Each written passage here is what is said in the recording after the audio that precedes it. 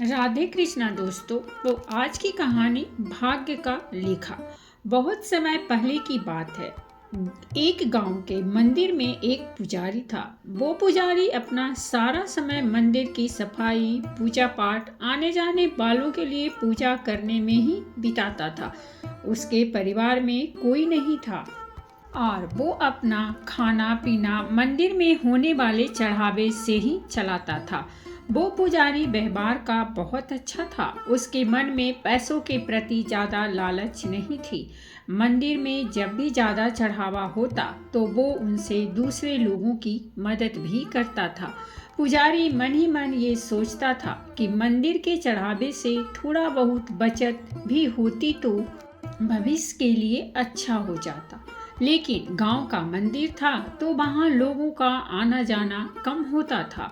मुश्किल से दिन भर में 5 से 6 पैसों का चढ़ावा हो पाता था, जिसमें से पुजारी अपने दिन भर की जरूरतों को पूरा करने के बाद सिर्फ 2 पैसे ही बचा पाता था। और जब कभी चढ़ावा ज़्यादा होता तो पुजारी के पास कोई न कोई व्यक्ति ऐसा आ जाता जिसे मदद की जरूरत होती और पुजारी उसे मना भी नहीं कर पाता। बहुत समय बीत गया लेकिन पुजारी पूरे दिन 2 पैसों से ज़्यादा बचत नहीं कर पाता था। वो हमेशा भगवान से यही प्रार्थना करता रहता कि भगवान कुछ तो ऐसा करो कि मैं 2 पैसों से ज़्यादा की बचत कर पाऊँ। भगवान से प्रार्थना करके पुजारी रोज की तरह अपने काम में लग जाता। कुछ समय बाद पुजारी की शादी हो गई। घर में अब 2 लोग हो गए और खर्चा चलाने के लिए ज़्यादा पैसों की जरूरत पड़ने लगी। पुजारी की शादी होने के बाद मंदिर में लोगों का आना जाना बढ़ने लगा, जिसकी वजह से चढ़ावा भी ज़्यादा होता। और अब पुजारी अपने घर के खर्चे पूरे करने के बाद 10 पैसे रोज बचाने लगा। धीरे धीरे पुजारी के पास ज़्यादा पैसा हो गए। कुछ पैसों से उसने अपने घर की मरम्मत करी और कुछ पैसों को भविष्य के लिए बचा लिया।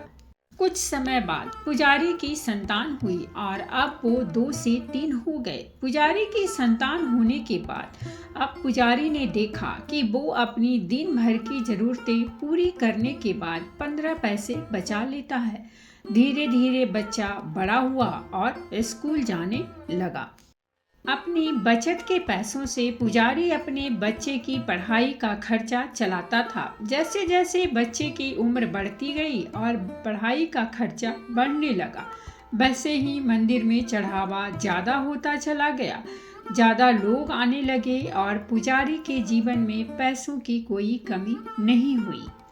अपनी जिंदगी को इस तरह बदलता देख पुजारी ने एक दिन भगवान से प्रार्थना करी और पूछा कि भगवान, मैं रोज के 2 पैसे बचाता था और बहुत कोशिश करने के बाद भी कभी 2 पैसों से ज़्यादा नहीं बचा पाया। लेकिन आज मैं सब खर्चे करने के बाद भी 30 पैसे बचा लेता हूँ, जो कि मेरे और मेरे परिवार के लिए बहुत हैं। इन सब की वजह क्या है भगवान? क्या ये आपकी कृपा है या फिर मेरा भाग? ऐसा कहकर पुजारी अपने रोज के कामों में लग गया।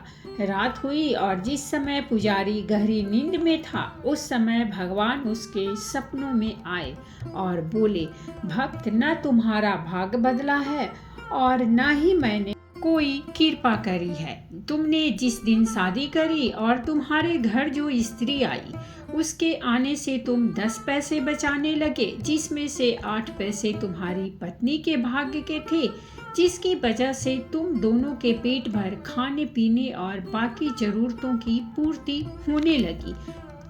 फिर तुम्हारी संतान हुई और उसके होने के बाद तुम 15 पैसे बचाने लगे, जिसमें से 5 पैसे तुम्हारी संतान के भाग्य के थे और आज तुम 30 पैसे बचा रहे हो।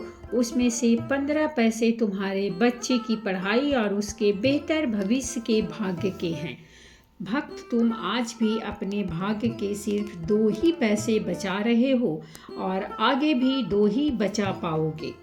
दोस्तों, यही भाग्य का खेल है जो सारी जिंदगी हमारे साथ चलता रहता है।